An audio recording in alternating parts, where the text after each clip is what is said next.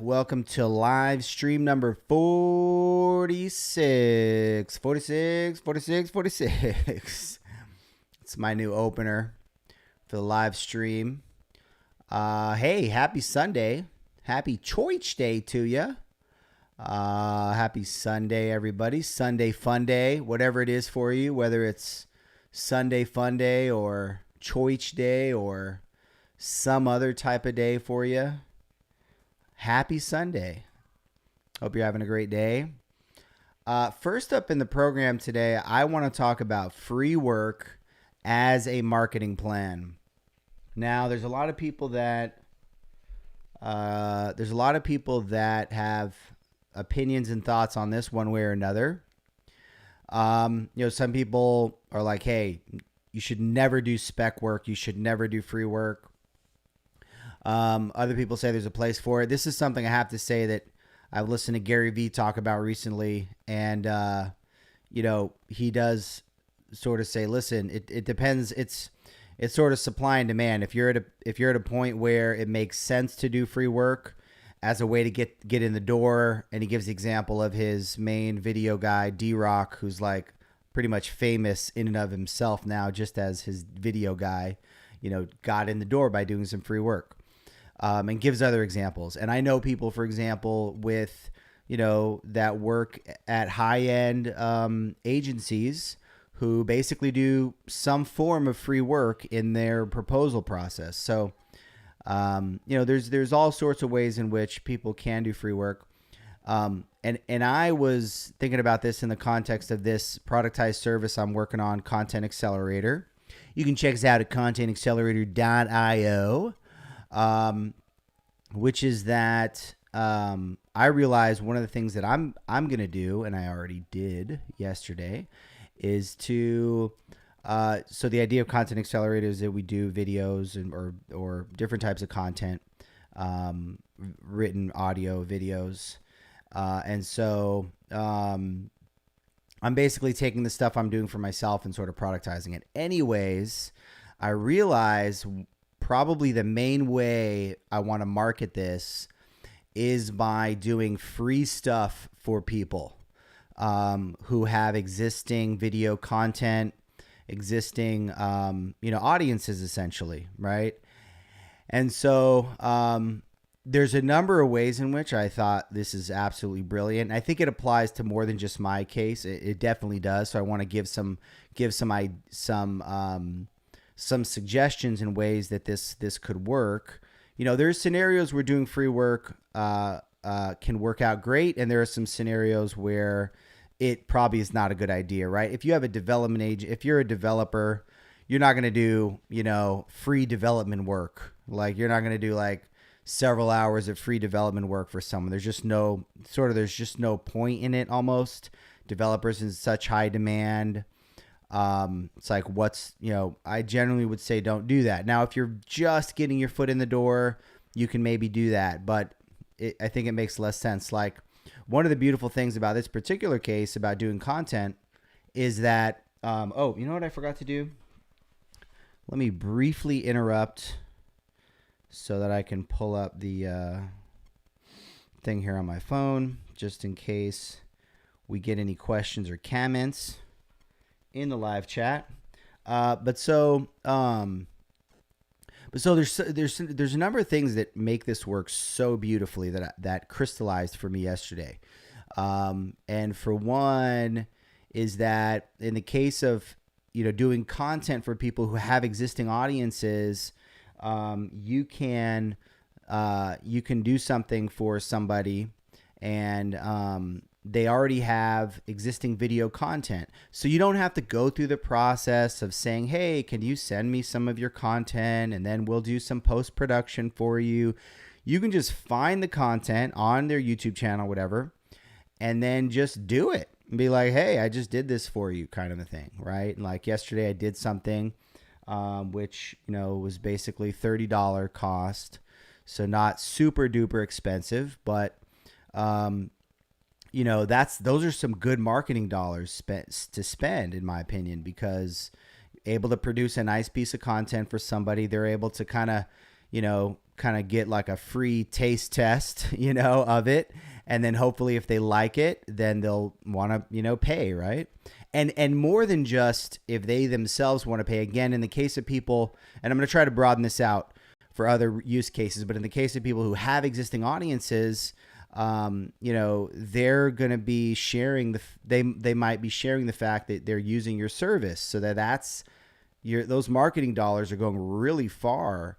And so I just think it's a great plan. Also, it kind of forces us to make our onboarding nice and simple. That's another aspect of this, is that if you're trying to get people with existing audiences to use your product, they're busy, you know what I mean? They're not going to have a lot of time, a lot of bandwidth for you. But if you can make it really easy for them, then they'll be like, okay, cool, let's do it.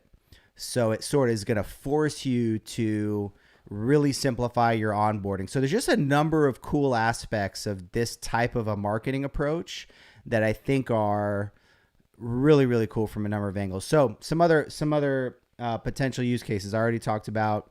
If you're a developer doing free development work, probably not a good idea.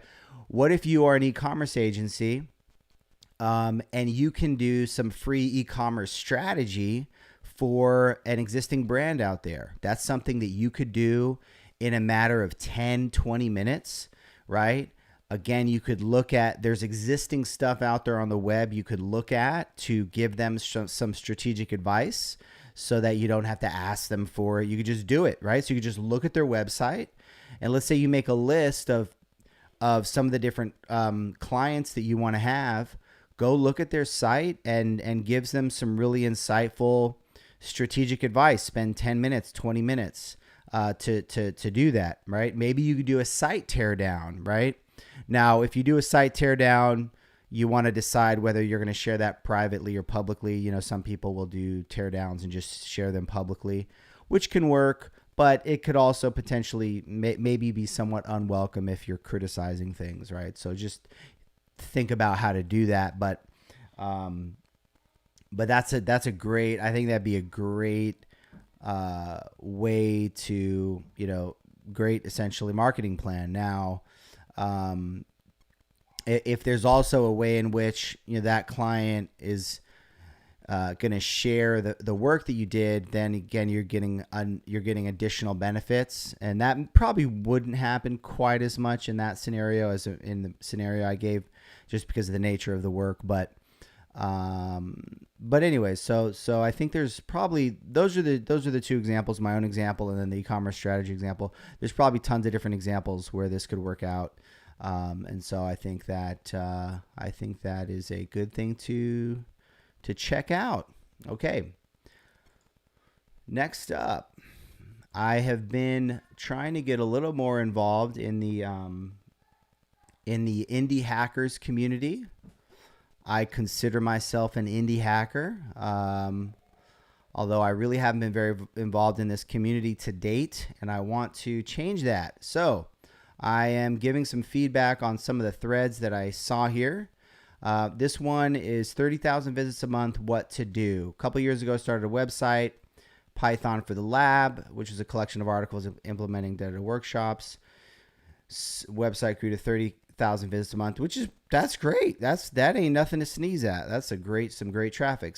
Currently selling an ebook, 2 to 5 copies a month, and have a newsletter which has 750 subscribers. It feels like, quick math, you could be getting quite a bit more than this. I mean, if you have 30,000 visits a month and you could convert, 1%? What's 1% of 30,000? I'm going to show how bad I am at math here. I was a math major, believe it or not. Abstract algebra, all sorts of stuff I did. And now I am reduced to the point that I cannot do simple math. Okay, 300. So that's 300 signups a month you should be getting. Now, I don't know how long it's been getting 30,000 visits a month. Has that been for a year, 2 years, 5 years, a month, right? So it feels like you could be getting more subscribers, if nothing less. Now, here we go. My main My main problem is that the workshops I organize are for specific niche, mainly physicists doing a PhD or postdoc, but the audience of the website arrives looking for general programming information not covered on other websites. I would love to capitalize on the visits to websites. I'm not sure how. Consider adding video tutorials, but they're very time consuming to produce with high standards, and it is a path hard to validate before producing content. So specifically, I want to drill into this. I think that we definitely tend to overthink video content. Sure, it can be, it is very time consuming to do super high quality video. It is, you find yourself buying more and more equipment and things like that, but you don't necessarily need it to be super duper duper high quality. If there's, it's about the content, right? So if you're explaining how to do something in Python and there's people that want to consume that on video, it's not going to matter that the quality is not super duper duper high. Now, it may be the case. I mean, my first intuition is that I'm imagining developers maybe preferring to consume this content via written, right? Because they're just getting in there. They're trying to solve problems as a developer. They want to get in, get the answer, get out. So they may not even be very interested in video, but maybe they are. But if you want to test it out, I would say don't worry so much about the quality. Get in there, do some screen shares, and test it out.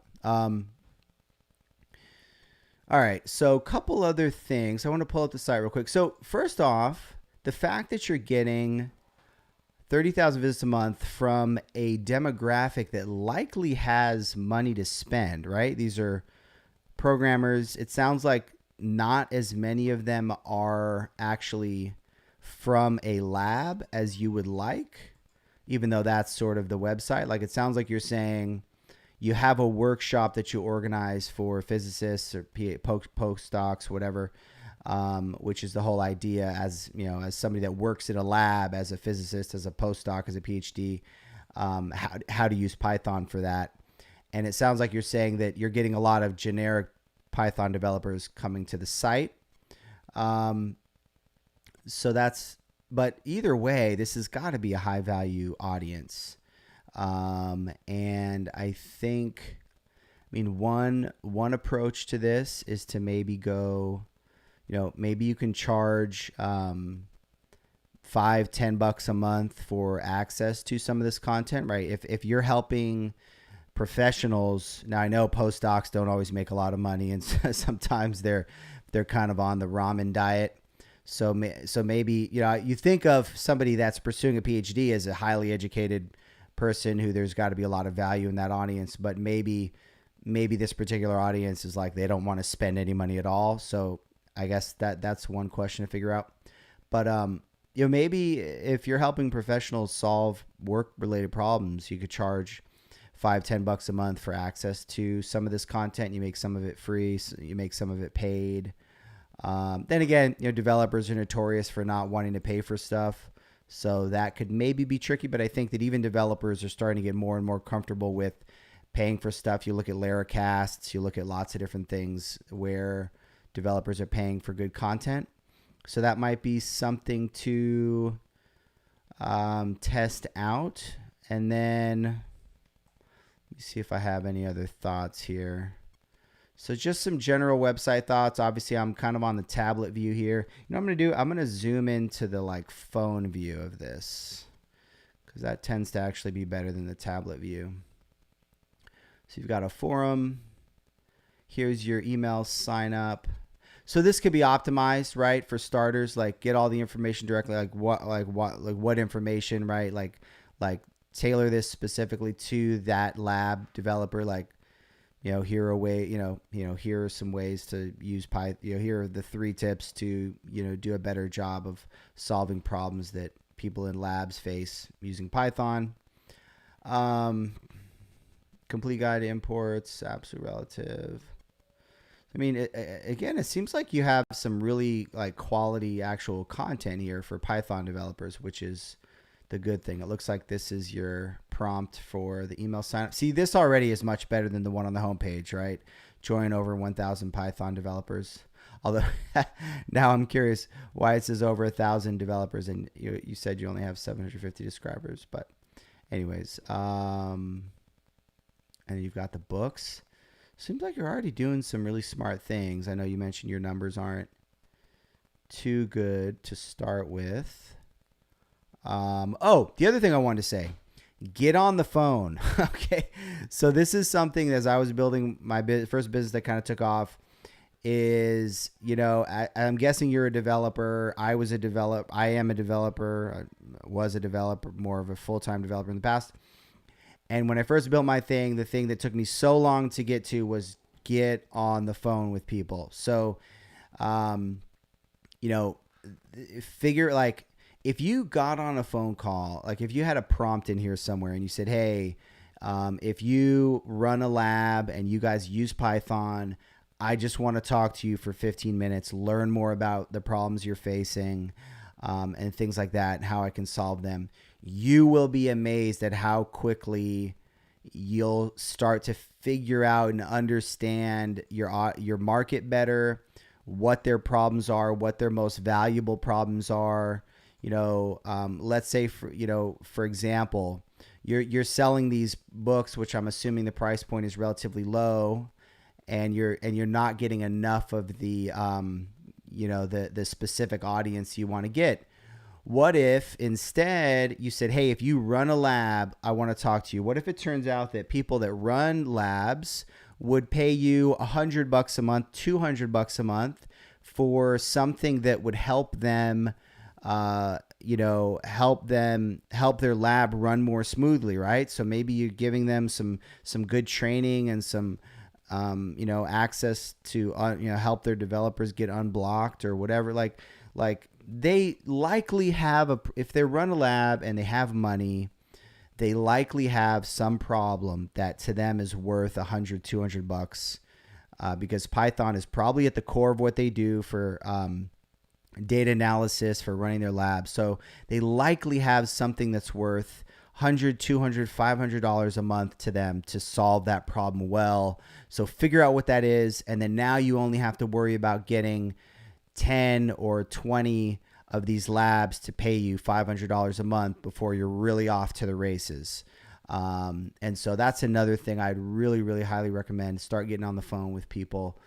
You're going to learn a lot quickly. A lot of times as developers, we want to look at our analytics and stuff like that, and keyword analysis and stuff to try to figure out what to do next. But just talking to another person is extremely powerful. So those are my recommendations. Hope that helps. And let's move on to the. Actually, this is another Indie Hackers post.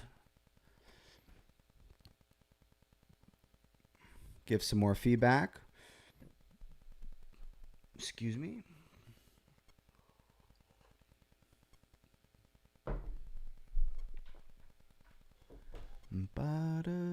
Okay. What to do when your idea has competition. I have a new product idea, but there's already another product that solves the same problem. I'm reading the Personal MBA right now, and it says that competition is a good thing because you don't need to validate the problem anymore. It also says you should become a customer of the competition, learn everything you can, and then create something more valuable. It's a good strategy. So, yes, there's a number of nuggets in here I definitely agree with. When, if you come up with an idea and it's totally new and there's absolutely no one doing that, you don't know whether there's any demand for that at all yet. So having competitors in a space is a good thing.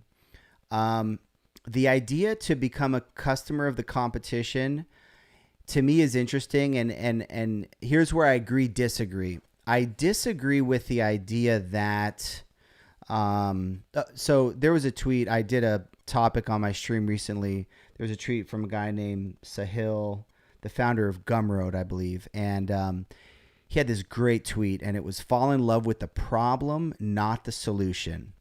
And there's a lot that we could get into there. You could check out that video I did. But if you really want to fall in love with the problem here. And what I mean by that is, by the way, have you? Let me see if you've talked at all about what the specific. Let me see if you've talked at all about what the specific space is that you're in. I don't know if you have or not. So, okay. So yeah, so I don't have any context on what the problem space you're in is, but so let's say there's some there is some competition you've mentioned. What I would not do is say, well, I'm going to become a customer of them just so I can learn everything they can do and I can like figure out how to beat them and then I can go beat them. Like that, like you can do that. That might work. Like there's nothing unethical about that. Well, most likely nothing unethical about that. But what I would say is if you really fall in love with the problem, I gotta give a specific thing just to talk through this. Let's say that you are doing SMS marketing, okay? Just because that's something that's on my mind lately. Let's say you're doing SMS marketing. If the competition is doing SMS marketing absolutely perfectly, and they're like, if the problem you imagine solving in your head that you're interested in is something that the competitor is doing an absolutely wonderful job of, if you really or truly are in love with the problem, then you'll be more likely to actually use their service than to just build something different for the sake of building something different. Like, I think that you're going to run out of steam on that if all you're doing is sort of just trying to build something better than the competition. I think that, especially within the context of us indie hackers, like, we really have to have something we're passionate about. And if you're passionate about that particular problem, you're not going to be able to work on it long term by just going like, oh, I'm going to do X, Y, and Z different from them. Like, you really have to, I think, have an idea that originates from you, from something you're excited about.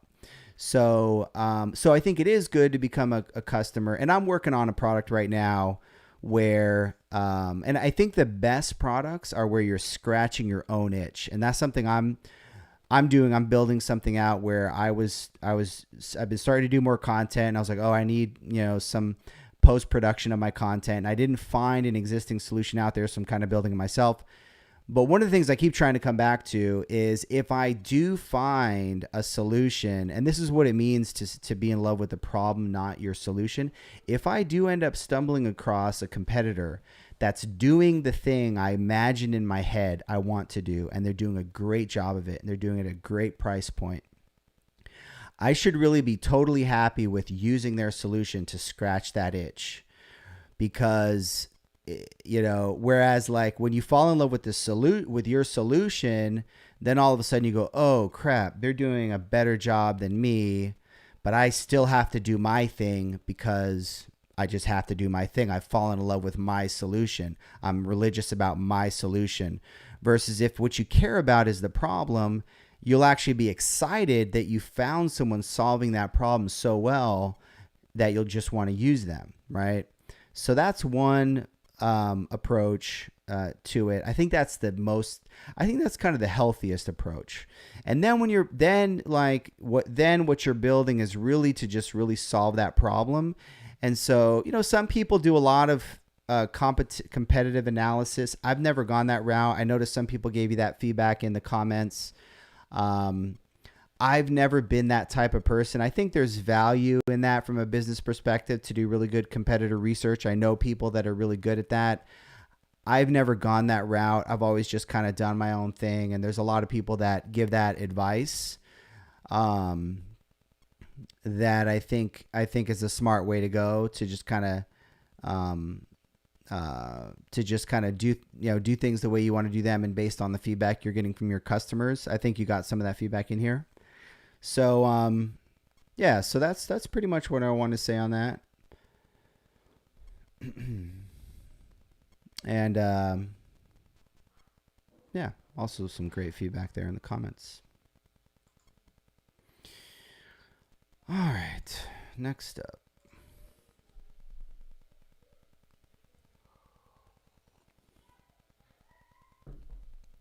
Boom, boom, Boom, boom. So this was a tweet from Sergey Shimko. Um, while 4 months of pay, this is in reference to the WeWork situation. It's a quote. While 4 months of pay may sound pretty generous, it's in stark contrast to the 1.7 billion golden parachute investors handed to WeWork founder and former CEO Adam Neumann. End quote. And then his comment, there's no limit to human greed and jealousy. Complaining about 4 months severance is despicable. And I said, my man, Sergey bringing the heat. So there's been a lot of talk about the WeWork situation. There's been a lot of outrage. And, in comparison to the huge amount of money that the founder got, of course, the 4 month severance seems small in comparison. But Sergey, by the way, Sergey, I'll let me know how to pronounce your name. I apologize if I'm not pronouncing it right. Sergey's point is that, complaining about 4 months, I've never gotten severance. I don't know if I've ever been fired. I've mostly quit jobs. But anyways, I've never gotten severance. I'm pretty sure I've never gotten severance. The idea of severance sounds amazing. I would sort of love to have gotten severance. And I do have to agree that complaining about 4 months severance, when you look at that when you look at that sort of in isolation, when you're not comparing that to the $1 billion, it's pretty crazy to complain about 4 months severance. Like a lot of people do not get 4 months severance when they lose their job. And so, it's probably something that, I have to say, I find myself agreeing with Sergey here. That's kind of a crazy thing to compare to. I think a lot of the outrage around the, I don't know. I don't want to get too into the WeWork situation. There's been a lot said about it. But really he says it all here. There's no limit to greed and jealousy. I mean, it's jealousy, right? It's the jealousy that's fueling all of this. That, oh, he got this and I'm only getting 4 months. He got $1 billion, right? That's jealousy. That's jealousy, plain and simple. The truth is that you're getting 4 months. I saw other articles that talked about how a lot of the employees were expecting to get, quite a bit of money from the IPO. And there was, I saw some articles that, some outrage about the fact that they were not going to end up getting that money, to basically become pretty wealthy.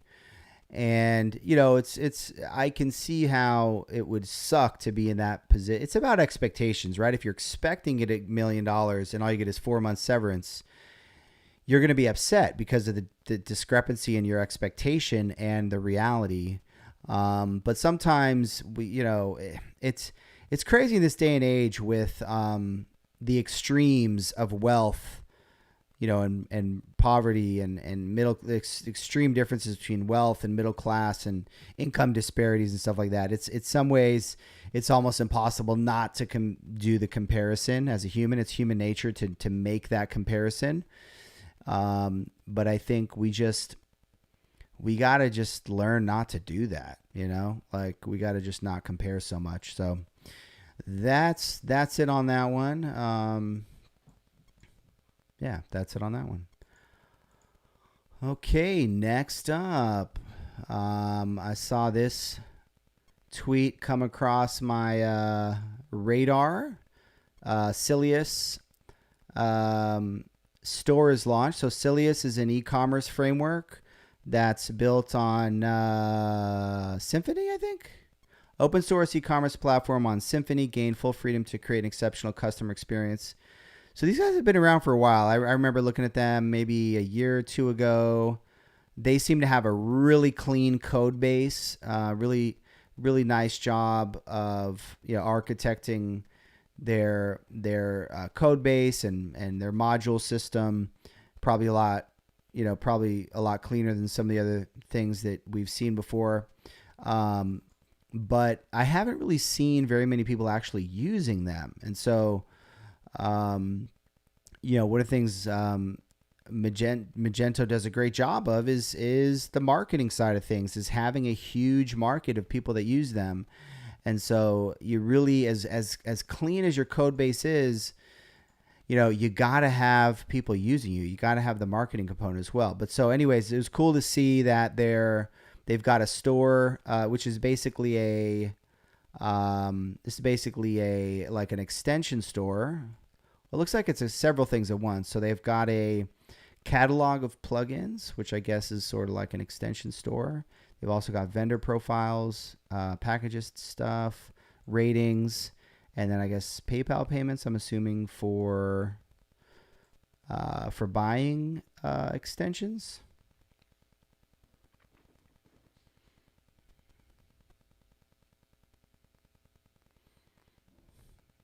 Yeah, so where is this? Oh, here's the actual store. Silius.com/plugins. So there's some free stuff, probably some paid stuff. Anyway, it's cool to see this growing, their ecosystem growing and developing. Congratulations to them on that. For those of us in the e-commerce PHP world, this is probably something we want to take a look at for different projects. The original tweet from Alan Storm caught my attention. Congratulations to Silius for launching their extension store. If your system needs are somewhere in between hosted platform like Shopify and my boss's boss said we need to spend between 150 and 350,000 over the next 18 months on this, Silius should be on your short list.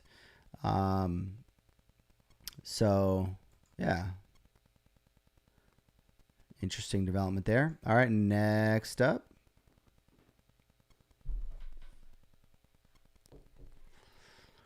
Tweet from Scott Buchanan.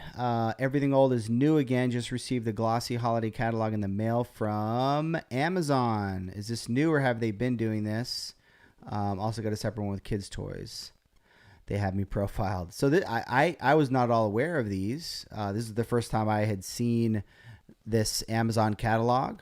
And it is really interesting. Everything old is new again. I mean, the print catalog companies are kind of killed off by the Amazons and by the internet. And now the internet is going, back to, physical spaces, whether those are pop-up stores, whether those are, Amazon physical stores, Apple physical stores, and then physical print catalogs. And there is something cool about a print catalog. Like there's something tangible about it, I find myself thinking like, man, I'd love to have one of these just to put on the coffee table during holiday season. You can kind of casually browse them, and look for things and stuff like that. Like there's something cool about catalogs, print catalogs. And of course you wonder like, man, what are the costs involved in printing those out? I mean, it can't be cheap. And all the paper that's, they're being printed on and whatnot. But, I'm sure Amazon has a model where they can cover those costs pretty easily. And so yeah, pretty cool, pretty interesting. Okay. Last up here. Tweet from David Perel. My crazy beliefs about writing. Writing fast is just as important as writing well. Good writing isn't about good syntax or grammar. Having interesting ideas is much more important. Agree with that big time. Number 3, this is what I want to hone in on. If you can't write, don't read a writing book. Build a note-taking system first. I've talked a little bit about kind of my system I've been using for taking notes and sort of my sort of content routine for doing these streams, which... it's funny, a lot of David's advice on writing, I think, applies really well to communication of any kind, whether it's video or whatnot. And these videos also get turned into written content by my team and stuff like that. So, and just the idea that, good writing is not about syntax, grammar. It's about the interesting ideas, so like I've heard people say like, part of being a writer is the sitting in the coffee shop and conversating with people and fleshing out those ideas. Like that's actually writing, right? Whereas the typing is typing. So idea generation is part of writing. And in that sense, it's like in an odd way, like doing videos and stuff like this is part of writing in that more abstract sense. But this note-taking thing is really powerful. I have developed a really simple note-taking system, which is working great for me. It's literally just when I'm browsing Twitter, if something's interesting to me, I send a reply to the tweet, because then the next morning I sit down and review all the tweet replies I've written, and then some of them will be ones that I want to talk about, I want to further flesh out. I have a Google Keep note where I get an idea, I write it down. I use a lot of voice to text. Saving yourself, a couple of seconds, saving yourself the 10 seconds of writing makes a lot of difference. You really want to remove friction in taking those notes, because like I've gone from like maybe taking one note every couple of days to taking 10 notes a day kind of a thing. And you get this to the point where you get an idea, you quickly note it down. And then every morning I sit down again, I review the tweets, I review the notes from Google Keep, and then I organize them. I put them into my Airtable. I organize them by topic, and then I prioritize them for the day. It's a very simple system, but it's a great little system that's allowing me to just capture thoughts. Whereas if I didn't have that and I sat down and I tried to do a stream, I'd be like, what do I want to talk about today? And I'd be totally lost. I do a lot of this is spontaneous, but having a structure to work off of has been really powerful for me. And so super agree here. Build yourself a note-taking system. All right. Well, that is all I have for you today. I hope you have a fantastic, 37 minutes. That was a long one. That was a barn burner. So I hope you have a great Sunday, and I'll